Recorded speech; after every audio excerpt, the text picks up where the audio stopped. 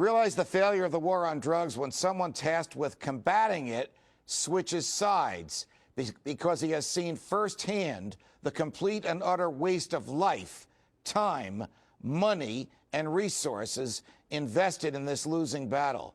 My next guest once worked for the Texas Department of Public Safety and was the head of a 15-county drug task force.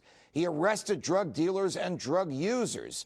But one day you can say he had an epiphany. He tried marijuana. He liked it. He quit being a narc. Barry Cooper is now running for Attorney General of Texas on a pro-gun, pro-pot, pro-family platform. Barry, welcome to Freedom Watch. Glad to be here, Judge.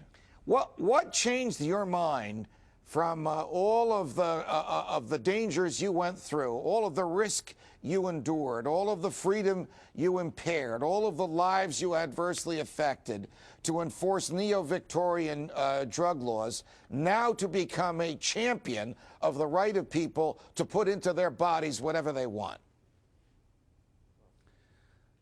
Good information. You know, I had been lied to by my parents. I had been lied to by the public school system with their government programs. I had been lied to in the church. They all, you know, told me that anybody who put those kinds of substances in their bodies were crazy and bad, and I believed it. And I got older. I actually married my pot dealer, Candy. She's my current wife and my soulmate. And I was drinking a lot of vodka, and she switched me over to the pot.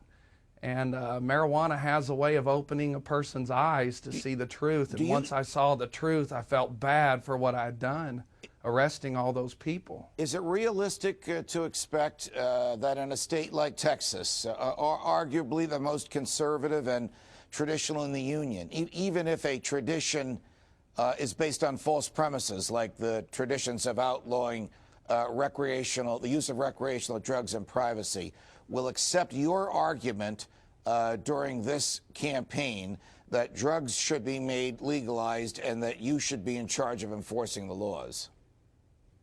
Absolutely, because the citizens of Texas, although we are known as a law and order state, the citizens of Texas are very smart, and they're catching on that we're paying all of these cops to arrest us. We're funding the bill. And they're tired of it, and they see the injustice. They want real criminals behind bars, those that cause harm to persons or property.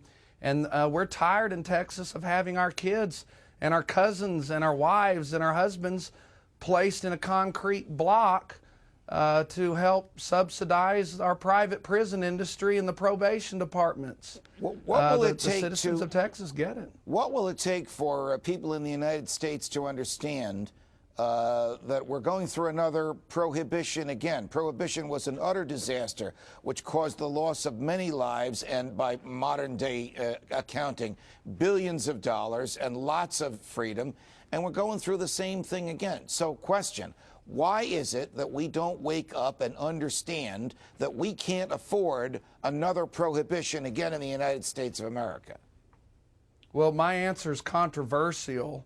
It's a religious issue with the older Americans, and the only reason we're starting to get real debate about the subject now is because some of those older people in power, that generation is dying out. They're actually going to the grave. The more of those type of people that made all these decisions for Americans, the more of them that actually die because they have too much pride to admit they're wrong. Right. Or they simply won't dig for the truth on their own. We all know people that are like that. But it's sad to say, but the grave's taking care of them, and I'm not, I don't have compassion for them because of the urgency of our hundreds of thousands of citizens in a cage that they put there. So America's waking up, and part of the reason is with the death of a generation that enacted these crazy laws based on religion. We're chatting with Barry Cooper, who's running for Attorney General from the state of Texas. Are any of the three Republican candidates for governor, Governor Perry, Senator Hutchison, or Deborah Medina, in any way interested in your platform that people ought to be able to decide for themselves what they put into their own bodies in the privacy of their own home, and it's none of the government's business? Well, no, any of those three candidates will not endorse me until I gain more popularity, because they are politicians. They would jump on that bandwagon if they felt like it would get them the proper votes. And that's the difference in the people that are getting elected now and real politicians. The people that are getting elected now are going by principles, not what benefits them. You know, Houston just elected an openly gay mayor. Right. And Houston incarcerates more people than any city in the world. They have the highest incarceration rates. So we're making progress. Which is the better argument, Barry? Is it that the government is it the theoretical freedom argument that the government has no right to tell me what to do with my body, that I own my own body and so I can decide what to do with it and what to put into it? Or is it the more practical argument that the reason taxes are so high and jails are so overcrowded and there is so much hatred for law enforcement is because there's so many victimless crimes, and the people who committed these victimless crimes are rotting away in cages? Well, it's both. Those are both good arguments, along with the prohibition argument. Prohibition doesn't work. My grandparents would have much rather kept going to Jack Daniels to get their whiskey and liquor, but they were forced to go to Al Capone because of prohibition. I would much rather go buy my marijuana cigarettes from Marlboro, but I'm forced to go to the cartels to buy it. Prohibition doesn't work. More people are dying over in Mexico, just across our border, than in the entire Iraqi war. And it's not marijuana and methamphetamine and cocaine causing them to do it. It's the prohibition against those laws that's causing the war. Prohibition does not work. You were once in charge of fighting drugs for 15 counties in the state of Texas. Tell me, in your opinion, would the Mexican drug cartels, would the gangs at the border be out of business almost overnight if marijuana were lawful in Texas to use in the privacy of your own home?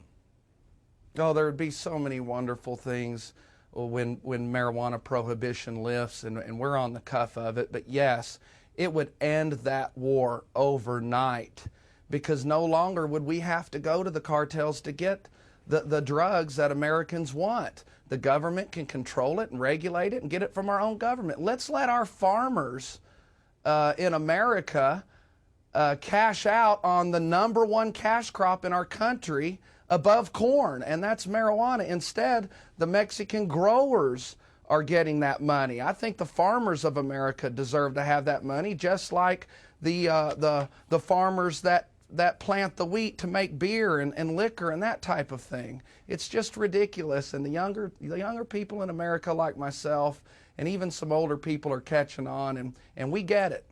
Barry Cooper, thanks very much for joining us on Freedom Watch.